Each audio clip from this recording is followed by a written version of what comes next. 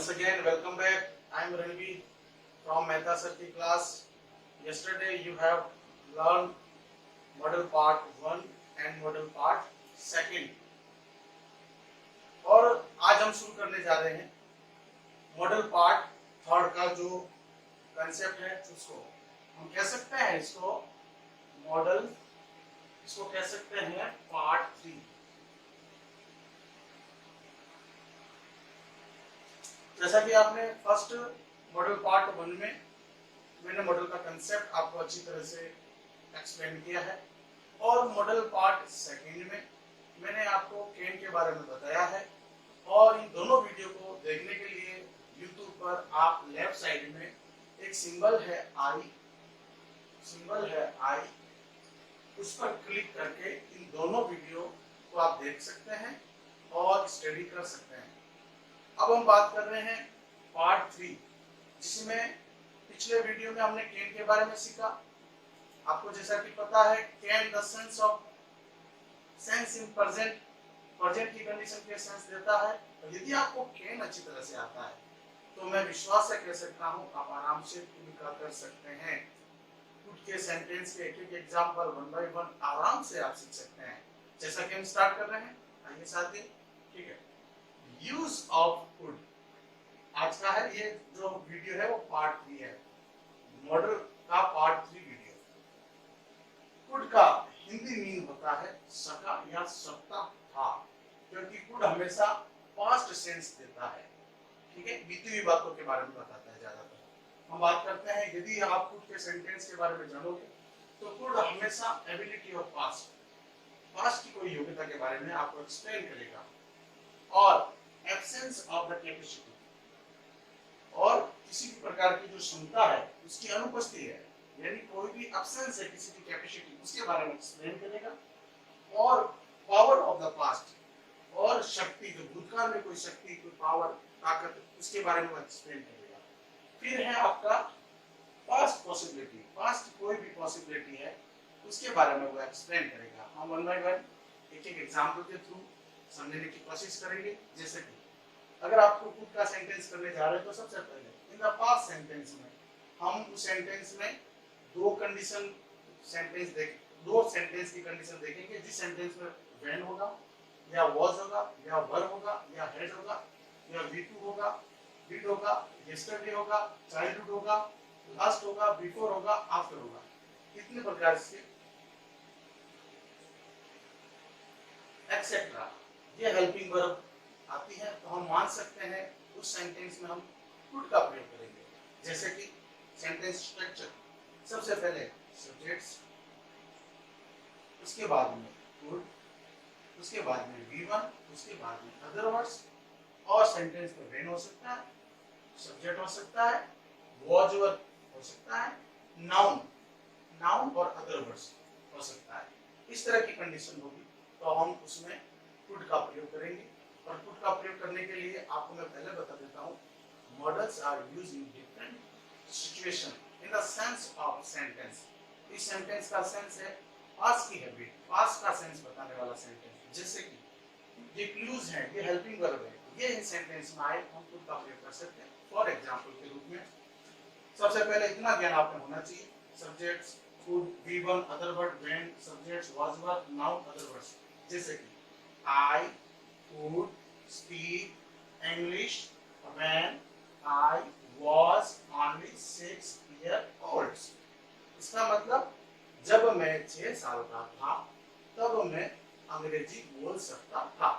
ठीक है, एक सेंटेंस इसमें और बोल सकते हैं, I could speak Gujarati when I was in Gujarat, जब मैं गुजरात में था तो गुजराती बोल सकता था। सेंटेंस और ले सकते हैं अपन, I could speak Marathi when I was in Maharashtra, जब मैं महाराष्ट्र में था तब मैं मराठी बोल सकता था। तो ये जो बता रहा है सेंस एबिलिटी ऑफ पास्ट, ये योग्यता बता रहा है, पास्ट की योग्यता के बारे में बता रहा है।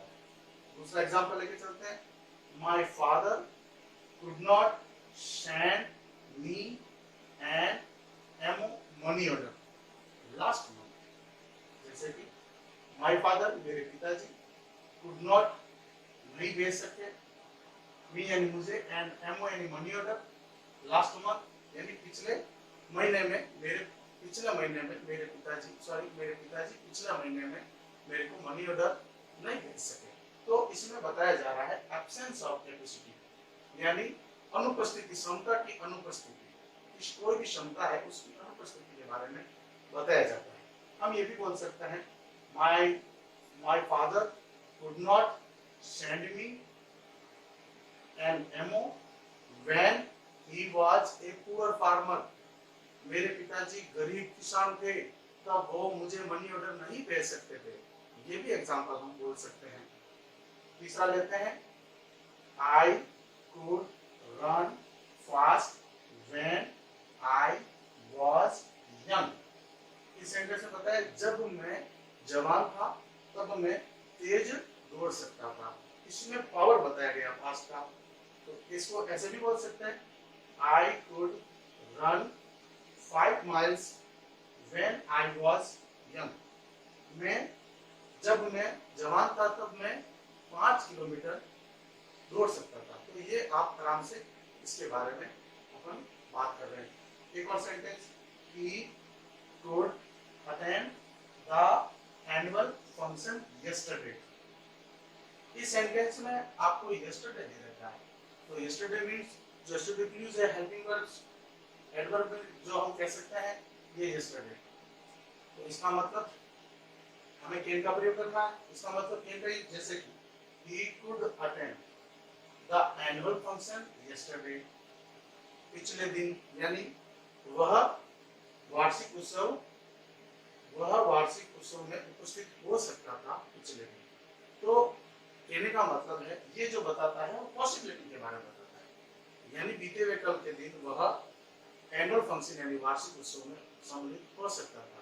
तो इसके बारे में हर एक सेंटेंस में एबिलिटी ऑफ पास्ट, जिसके बारे में I could speak English when I was only 6 years old। Subjects I could, models V1 speak other words में English when subjects I was and noun and other word only 6 years old। So the ability of past।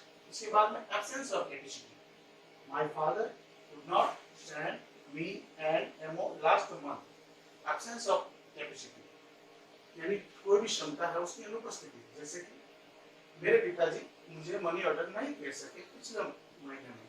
तो पिछले महीने में मेरे पिताजी मुझे money order नहीं भेज सकते थे। तो कहने का मतलब इसमें बताया गया है एब्सेंस ऑफ कैपेसिटी के बारे में। पावर के बारे में I could run fast when I was young, यानी जब मैं जवान था तब मैं तेज दौड़ सकता था। सब्जेक्ट है आई कुड, इसका model V1 run, other words में आ गया फास्ट, व्हेन का when, subjects I was and noun and other words में noun young। इस तरह से पावर ऑफ द पास्ट के बारे में बताया गया है। इसी प्रकार से पास्ट की कैपेसिटी, पास्ट की possibility, he could attend the annual function और yesterday, यानी तो इसमें सब्जेक्ट्स बताया he could, model V1 and other words annual function।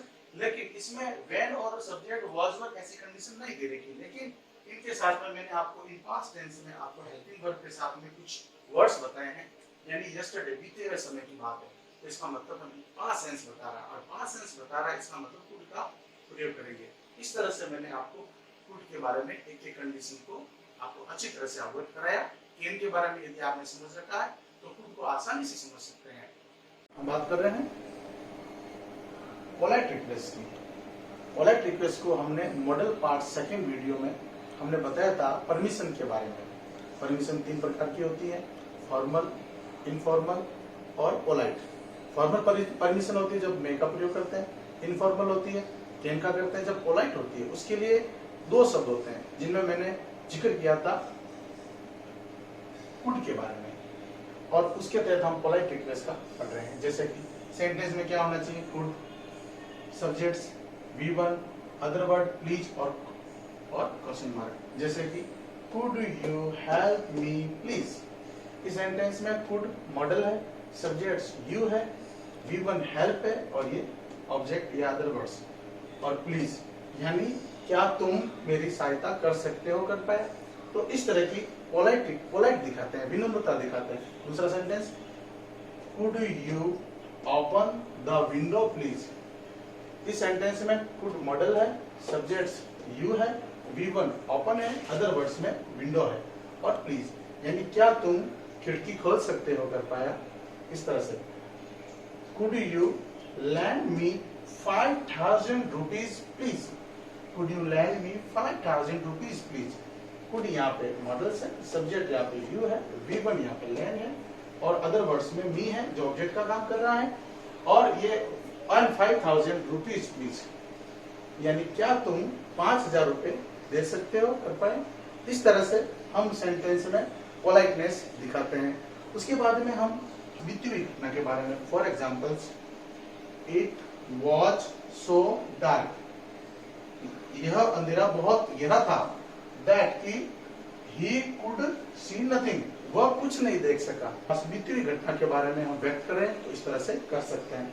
उसी तरह से इनडायरेक्ट स्पीच में आपने देखा होगा नरेशंस के बारे में। इनडायरेक्ट स्पीच में एग्जांपल लेते हैं, रमेश शेड, इन्वर्टेड कोमा लगा हुआ है, I can write A novel. अब इस सेंटेंस की ये रिपोर्टेड वर्ब है, और इस सेंटेंस का ये पार्ट है जिसको हम कह सकते हैं रिपोर्टिंग स्पीच कह सकते हैं। तो रमेश का रमेश, शेड का शेड, और जब ये सेंटेंस इन्वर्टेड कोमा हम ओपन करेंगे तो दैट का कंजंक्शन के रूप में प्रयोग करेंगे। आई इसका फर्स्ट पर्सन है, first person change into subjects के अनुसार, तो रमेश ही है तो हम यहाँ पे ही का प्रयोग करेंगे। I change into Ramesh, Ramesh he, we should use he. And can could में बदला जाएगा। ये जो चीज समझानी थी आपको, कैन का प्रयोग कुड में करेंगे, राइट ए नॉवेल। जैसा कि आपने कुड की अलग अलग कंडीशन के बारे में एग्जाम्पल के साथ में अच्छी तरह से सीखा, और मैंने विद एग्जाम्पल के साथ में खूब सारा आपको मेरी तरफ से जो मेरा अनुभव है, एक्सपीरियंस है, मैंने आपको अच्छी तरह से शेयर किया।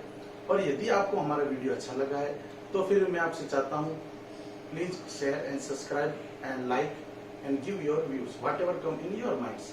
और अगले वीडियो में हम मॉडल पार्ट 4 में अगले एक मॉडल के साथ में हम फिर एक चर्चा करेंगे, स्टडी करेंगे। और अगर और आप घर पे इसी तरह से आप model part 1, model part 2, model part 3 के वीडियो को देखकर स्टडी करते रहिए। तब तक के लिए धन्यवाद।